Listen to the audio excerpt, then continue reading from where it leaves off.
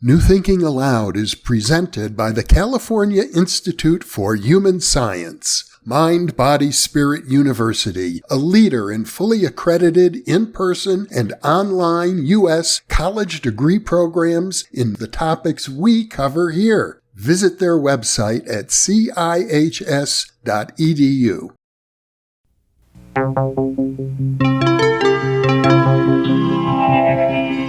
Thinking Aloud. Conversations on the leading edge of knowledge and discovery with psychologist Jeffrey Mishlove.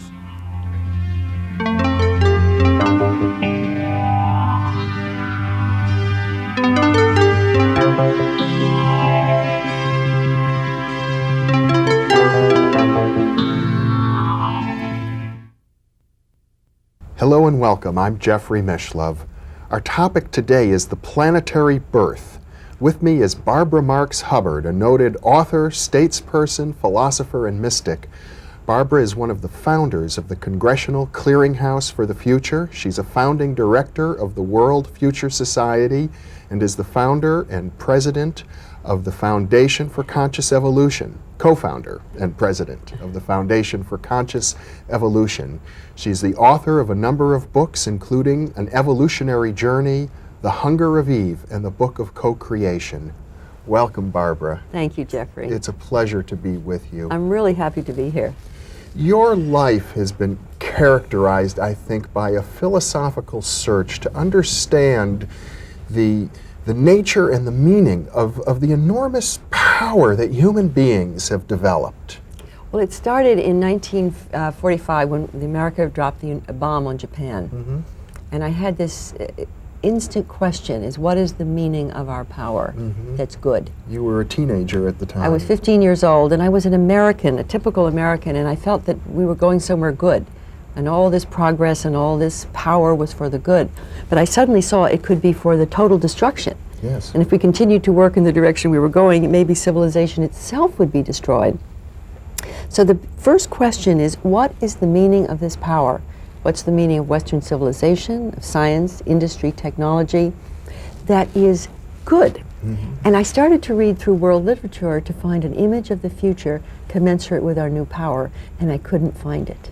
In other words, you were asking questions that people hadn't been asking. They hadn't been asking, and if you look at the world philosophies, they look back to a golden age, or they're cyclical, or they were existential, or they were stoical. And then I wandered. My father was Jewish agnostic, so I had no religion, no metaphysical background. And one day I picked up a Viking portable on religion, and I was just leafing through it, and I came to this passage, "Behold, I show you a mystery. We shall not all sleep, we shall all be changed in the twinkling of an eye at the last trump." And suddenly something touched me. We're going to be changed. May I ask you where that passage is from? It's from St. Paul, Corinthians. Yes. And so I thought, maybe it's in the church. So I went down to a local Episcopal church in Scarsdale, New York, with the question, how shall we all be changed? Is any of this real? Did Jesus do it? Will we do it? Is it true that we will have life everlasting? Yes. And I could see that the minister didn't know. Well, it seems as if maybe it was unusual that somebody would actually go to a church looking for answers. Looking for answers to actually what they were saying. But I was someone who wanted to know if it was really true. Yes. And what I found, at least in the Episcopal Church at that time, that there was they weren't even looking at it to see if it was really true. Well, a church serves many functions. I mean, it provides comfort, it provides community for people. That, you know, Exactly. the role of the church as a place to find deep philosophical answers is probably a secondary role at best. Yes, and then I can remember sitting in the church and they were speaking of the concept of the original sin and man being guilty and God being good. And I was crying out from inside my heart, I don't feel that guilt. I feel we're innately good. I feel we've made mistakes. I feel we've done terrible things. But I can't accept that fundamental guilt in myself. Right. And so I left the church and went on the path to the academic world. And I went to Bryn Mawr College. And at Bryn Mawr College, I I wondered how you could study the future of humanity. How could you study where the human race is going? They didn't offer courses. No, there was geometry and English and French and literature. And actually it was an unaskable question rather than even an unanswerable one. I suppose it's fair to say in parenthesis that today there are colleges that offer courses in future studies, and I suppose it's because of efforts such as your own that those courses exist now. We're really just beginning because, of course, now we see that we're affecting the future by everything we're doing. And so, but it's still, even in the futurist movement, very hard to collectively imagine the potentiality of this whole system that we would be going toward. Because we have a lot of images of breakdown, of environmental breakdown, of Armageddon, of social collapse, but where is the image of a positive future equal to our spiritual, scientific, and social powers? It's still hidden. So at one point you began by writing letters to some of the great public figures of the day, asking them if they had a vision for a positive future. I did, and just to back up one step before that, after my efforts at Bryn Mawr and the church and so forth, I got married. And I married a man who is an artist. And when I met him in a little cafe on the left bank in Paris, I was asking him what I asked all the young men I met, is what do you think is the purpose of life and what's your purpose? And he completely surprised me by saying, I'm an artist and my purpose is to find a new image of humanity commensurate with our power to shape the future. And it flashed in my mind, I'm going to marry you. And I did. And we got married on the quest for a new image of man commensurate with our powers. That was in 1951. But that was the time of abstract expressionism and absurdism, and the image, Earl said to me the very first day we met, he said, if you look at Michelangelo's David, you would see the human as an integrated individual with the divine and the human integrated. And then look through modern art, Monet, Manet, Pissarro, it's all breaking up into points. Picasso, it's all going like this. One can see a breakdown of the classical Renaissance images. Jackson Pollock was just like scattered paint. And then there would be, at that time, empty white canvases. And minimalist art. And Earl said, we have lost our image of ourselves, and we have lost our story. For example, he said when Homer was translated in 5th century Greece, they had a story of the Greek myths. And a culture was able to form around a shared story. When the Gospels were written down, there was a story. Christ was born and all of these things happened. And culture formed around the Gospels. Then we had the Renaissance and science and the idea of human progress through greater knowledge. And that carried us up till about the time of the atomic bomb, when I was 15. And suddenly we saw scientific progress, technological progress, could lead to disaster. And a sense of cultural nihilism. Cultural nihilism, economic and ecological collapse, alienation of the spirit. Where people just didn't accept the heroes, the myths, the stories of the past. They all seemed to be misguided or jaded somehow. And the world will end not with a bang but a whimper, the whole Eliot thing when I was growing up in the early 50s. And Earl said that we needed a new story. Now this is fairly familiar now. But that was 1949 when he was saying it. And at the same time, I suppose it's fair to say that marriages of the 1950s were rather conventional by today's standards. Well, here's the interesting thing, Jeffrey. We got married on an unconventional question, but we had a conventional marriage. Because the minute I got married, I became the wife. And I'll never forget my shock at waking up and being Mrs. Earl Hubbard rather than Barbara Marx. And I can remember thinking, where did I go? And that whole thing, even now, about the name change. And then I immediately shifted into a new role, which I was wife, and then I got pregnant, and then I was mother. 5 children. I had 5 children, and I lost the question.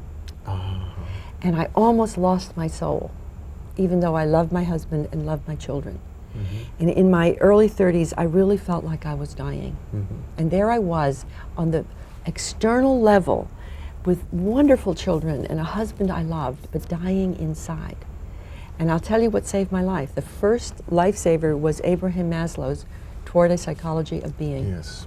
Maslow was a big influence in my life as well. He's the one who suggested to me that mystical experiences and experiences of the divine, of the sacred, of the supernatural were not necessarily remnants of irrationality and superstition, but were experiences had by the great achievers and creative people of our culture. Exactly. And for me, the key point that he made was that in studying well people, Yes. self-actualizing people, he found they all had one trait in common.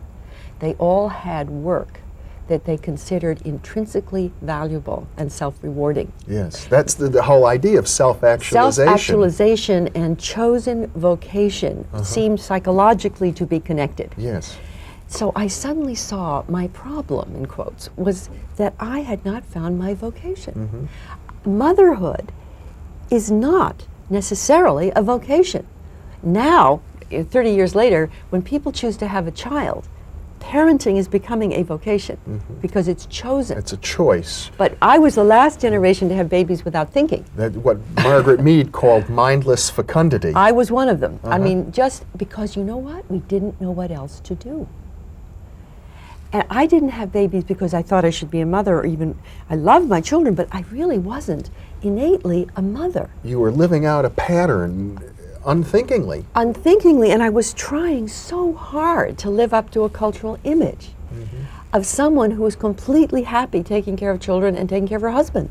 But actually, I was miserable. You were dying inside. I was dying inside, and when I read Maslow, and I realized my problem was I had not found my vocation, I began to get a plus sign to all my problems.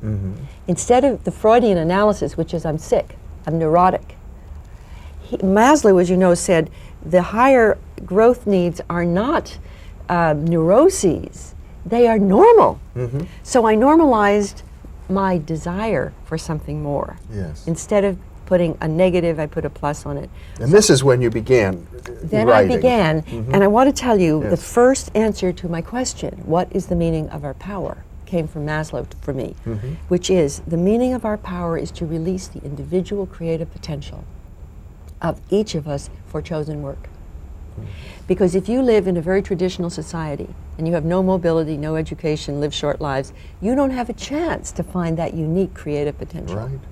So I realized, because I was in a society that had this affluence, and this goes, you don't have to be rich, almost everyone in a modern society has a chance, if they take it, to look for that unique potential and start to find out what to do. Well, Maslow himself indicated that he was running into a lot of problems with these theories. He was attempting to offer them to the business community, and I think businesses were looking for people to work on assembly lines and to work in offices, and they were not necessarily interested in having their workforce concern themselves with questions of self-actualization and creativity. You know, it's really true, because if you are seeking your true life purpose, it's always something valuable, and 9/10 of the work people are doing is intrinsically not valuable or destructive, because the person is stuck in a job that we see now. Much of it is actually not meaningful, or worse.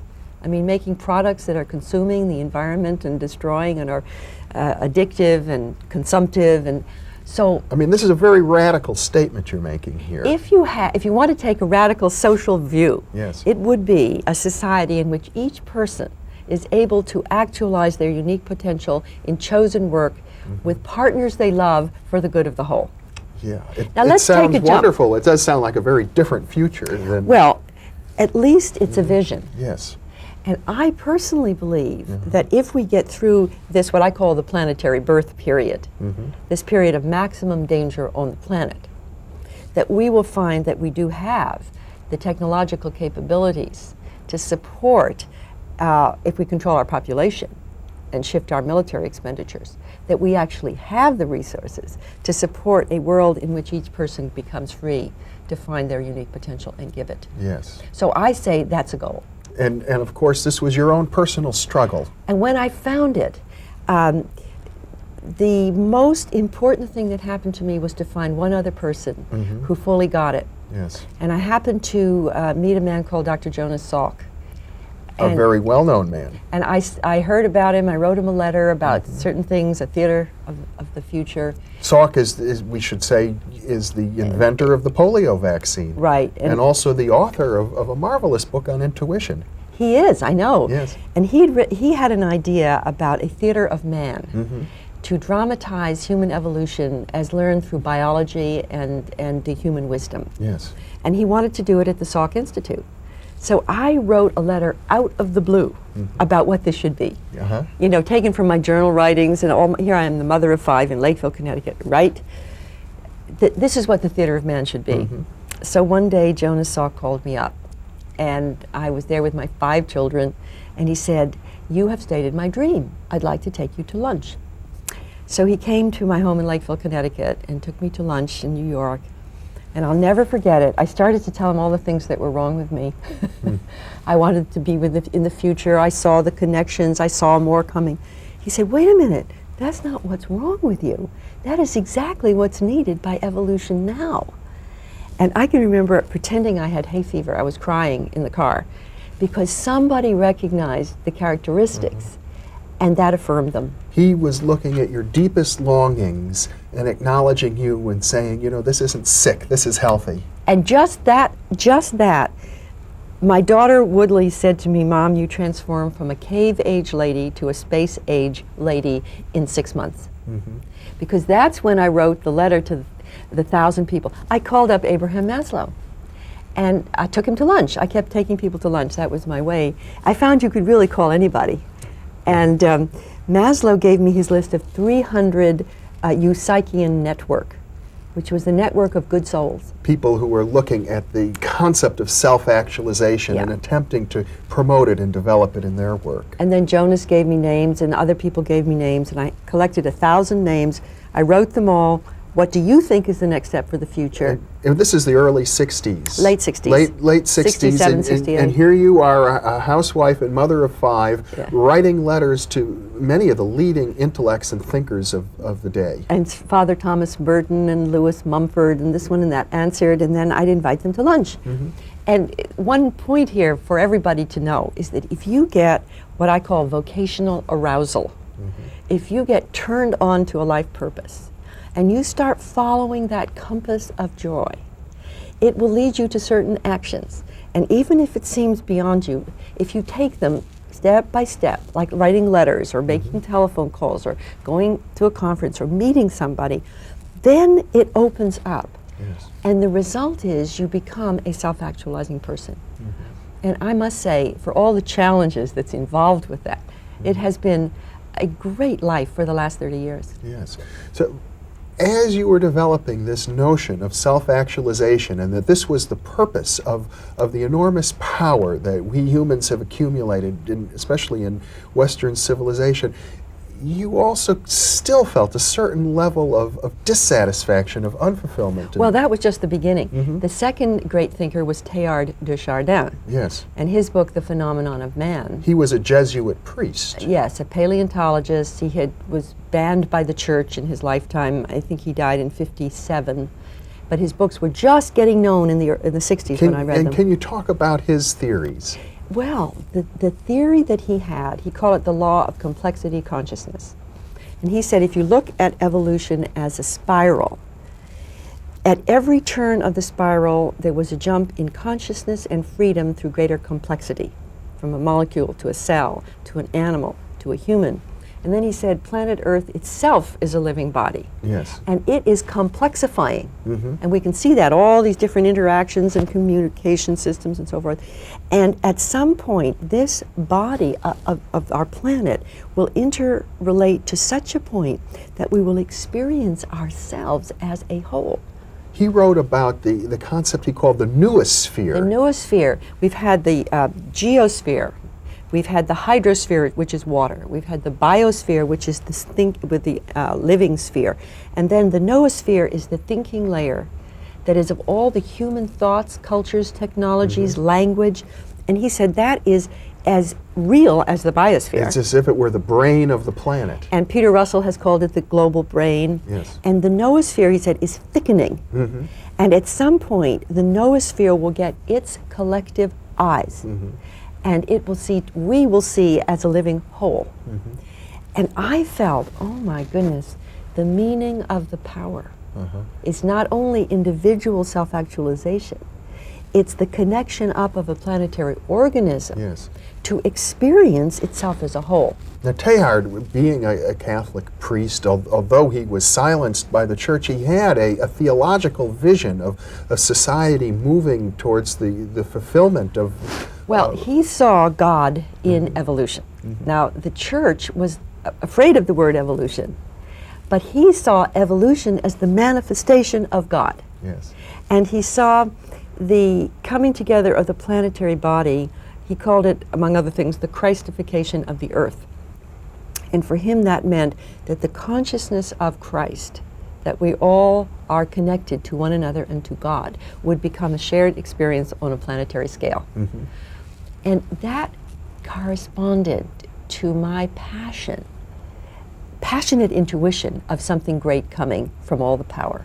You see, many people are afraid of the technological power because of its obvious destructiveness. Yes. But I was saying we wouldn't have had all this power if there wasn't a purpose. It's somewhat arrogant to sit here and say all these hundreds of years of effort have all been a mistake, and that we should only go back, because we can't anyway. What is, biotechnology, nanotechnology, artificial intelligence, artificial light? Does this have a meaning? Well, I have many other ideas on this, but the first meaning, I think, is to knit the planet together into a conscious organism. Each person has a potential to self-actualize within that organism and to actually feel themselves as linked up to the whole. And I wondered at that time, could that be any connection with what St. Paul said? Behold, I show you a mystery. We shall not all sleep, we shall all be changed in the twinkling of an eye. Now, jumping ahead a bit, Peter Russell, in his latest book, The White Hole in Time, has spoken of the acceleration of consciousness, and he makes it like a black hole suddenly becomes so dense that all light is absorbed in it and never escapes. Peter says there's a time on the planet where all light connects and you have an explosion of consciousness, of actually white light, which radically transforms our consciousness collectively. I know Gene Houston uses the term whole systems transition. Yes. As if something suddenly happens and everything is different. And yet there seems to be a frightening aspect of this. We have many myths in the culture of human beings becoming like robots, and we're afraid of powerful social orders to which everybody must conform, and the idea of a group mind that we're part of. It seems to be robbing people of their individuality. How do you reconcile that with the idea of self-actualization? Well, you see, if it works right, if you take the image of a birth is dangerous, and there's nothing guaranteed, and you can have a very sick baby, you can have a dead baby, you can have a baby that kills the mother to be born, or you can have a normal baby. Now, a planetary birth, in my understanding, is a time when the planet's technology links it up, when it realizes its limits to growth, when it can't go on growing in the womb, to stop its population growth, when it has to handle its own wastes, stop using non-renewable resources. All the stuff of the environment is natural if you're being born. And let's say that we have the capacity to do that. And that each member of the body is like a cell who's awakening to new functions. We can't go on reproducing up to maximum. Women can't go on having 5 to 10 children each. That we are literally being released from the old functions. The men can't go on fighting these wars. That we're being released for these old functions, and if we have, let's say, a fascistic idea take hold, in some horrible neo-fascism or whatever, you could have a horrible birth, and you could have Armageddon. On the other hand, if the people whose consciousness is shifting naturally, like probably most of your listeners, to, let's say, a whole-centered consciousness, a more loving consciousness, a more ecologically sensitive, if that were ever aligned on a planetary scale, in my prophetic vision, there would be a planetary birth experience in which a collective mass of people would feel themselves as one freely Mm-hmm. and spontaneously. Well, you seem to be saying, though, that there's a limit to the sort of rugged, individualistic, self-centered consciousness that needs to take place for the survival of the planet. And Well, you know, I'm a great believer in the evolution of consciousness itself. And there's a book by E.M. Buck called Cosmic Consciousness. an excellent book, And yes. he points out that in single-cell life you had sentient consciousness. In animal life you had animal consciousness. Then human life you have self-consciousness. And he believes that, he points out that maybe starting 5,000 years ago in Egypt, India, Greece, Israel, you began to get a new type of consciousness called cosmic consciousness. And that subsequently, more and more people like Whitman and Pascal and Emerson and Gandhi and so forth and so on, and you and me, and probably a million other people out there, millions, began to pop into what you might call the next phase of consciousness. But the problem is there's no church for it, there's no school for it, there's no name for it, and sometimes you think you're crazy. But what if we're popping all over the place into an awareness that we're all linked, into an awareness that we are members of one body, into an awareness that we may be universal beings, such that if there were the right catalytic situations, this is my intuition, an amazing number of people would be ready to be Yes. aware of who we are. And to take responsibility, therefore, for building a new planetary culture that, Right. that can live out that higher awareness. Yes, and who knows exactly the steps that are required for that. But when I saw Live Aid, for example, when they linked up over hunger, and 2 billion people were together for 18 hours on the hunger issue. Yes. And then we've had, like the World Healing Meditations and Harmonic Conversions and Earth Day. I'll never forget sitting with Jose Arguelles. They made so much fun of harmonic convergence, you know. And yet the whole world has changed And since Jose, 1987. I was in a Boulder radio station with him, and he said, the world will never be the same after harmonic convergence, and everyone was ha, ha, ha. Well, then Gorbachev goes to the UN and calls for co-creation. The communist empire self-destructs, Earth Day begins. And even though we have terrible problems in the world, I must say nobody predicted the degree of Barbara change. Marx Hubbard, we're out of time now. But you're absolutely right, and it's been a joy to be with you. Thanks so much. You're welcome. And thank you for being with us.